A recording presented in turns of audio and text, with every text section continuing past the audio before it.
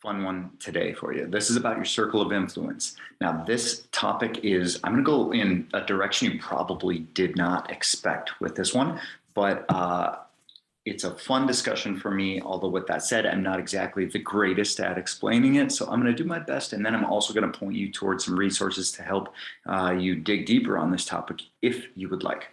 So circle of influence, it's the people you spend your time with. Think about this. The 5 closest people to you. Did you know that you are generally speaking going to be about the average of those 5 people, or those 3 people who you spend the closest time with, or 7, whatever that is for you?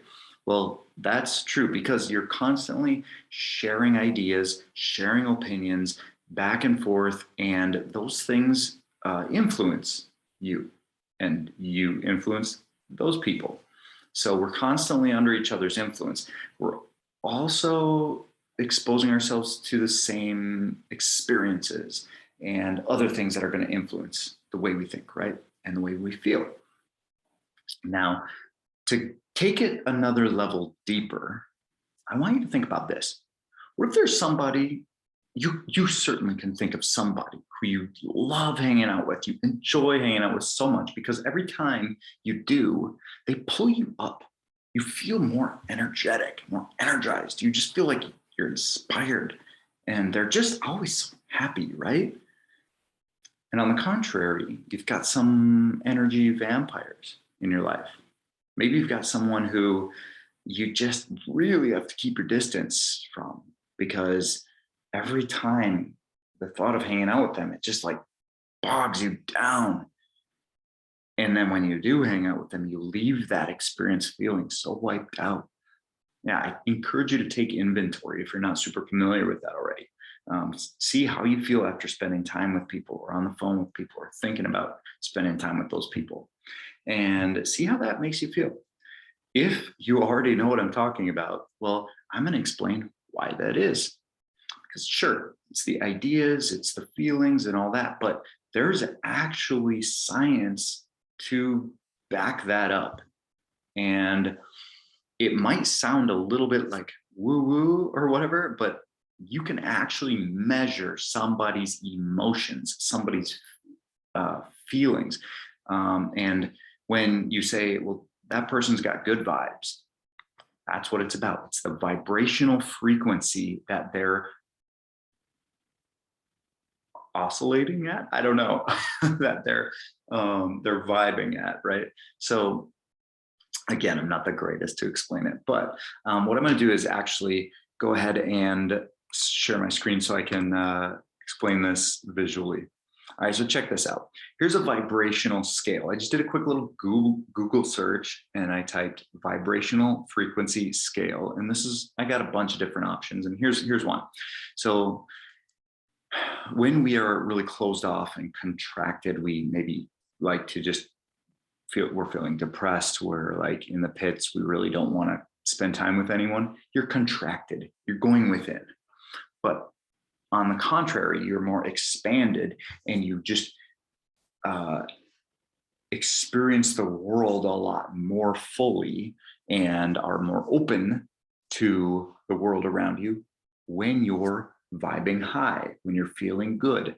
You'll see here on the left of this picture all of the emotions, the major emotions that we would feel, and the associated vibrational frequency along with them. So if you're spending time with somebody who is an energy vampire, there's a good chance that they are hovering around 200 or below in their vibrational frequency. On the contrary, and then of course neutrality is about 250. On the contrary, if you got somebody who you enjoy spending time with, you like, they lift you up, they make you feel good, they're probably vibing above 250, probably 300 all the way up to about 500. It's very rare that you'll find people above 500. But when you do, like, those are the really special people, right?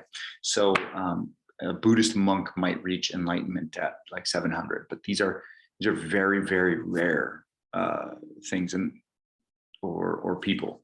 But my point is, that when you do consider these frequencies, you think of it this way, it starts to make a little bit more sense. In fact, let me switch here. Here's another way to look at it.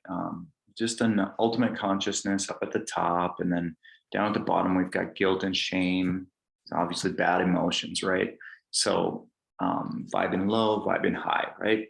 And again, like I said, this was a simple Google search that I did that brought me to all these different pictures, all these different charts of, or graphs of the emotions.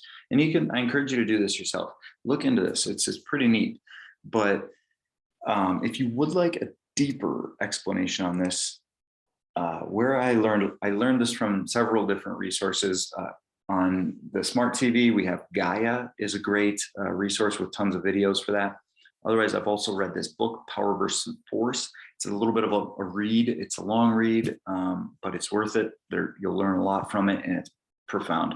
However, if you do the audiobook version, just be prepared. The guy's voice is monotone and extremely hard to, he'll put you to sleep. Not that he's vibing low, but man, his voice is very monotone. Anyways, I'm gonna stop the share here, because what I wanna, the last thing I wanna go through with you is pay attention to who you're spending your time with. Because if you spend time with naysayers, if you spend time with people who are vibing low all the time, then what you're gonna do is you're gonna take your vibes down a little bit. You're not gonna have a massive influence in the grand scheme of things, one way or the other.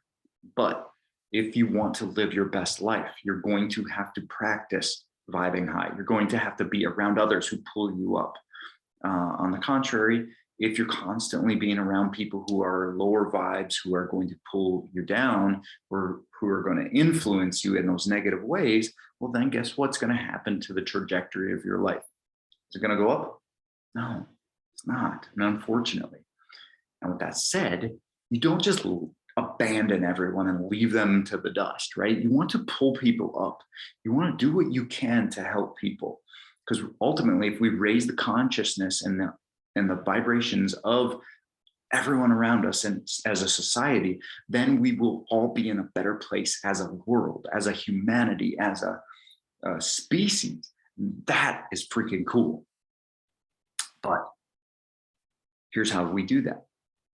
Very cautiously. Help out folks who are vibing really low.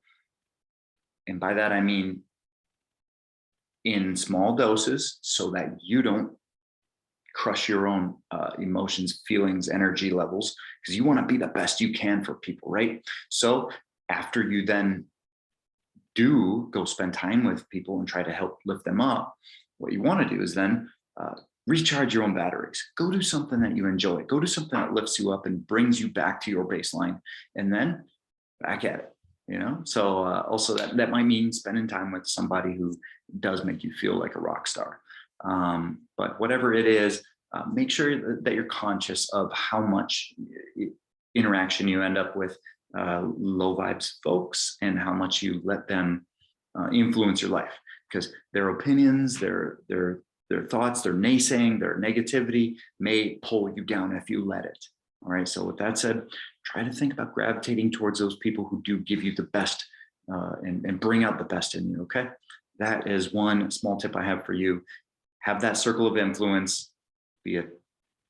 Pick carefully, choose carefully. Okay. Unfortunately, I've had to cut out some people in my life. Unfortunately, I've had to make those tough choices and make those changes. But my life has improved massively as a result of that. So take that into consideration. All right. See you later.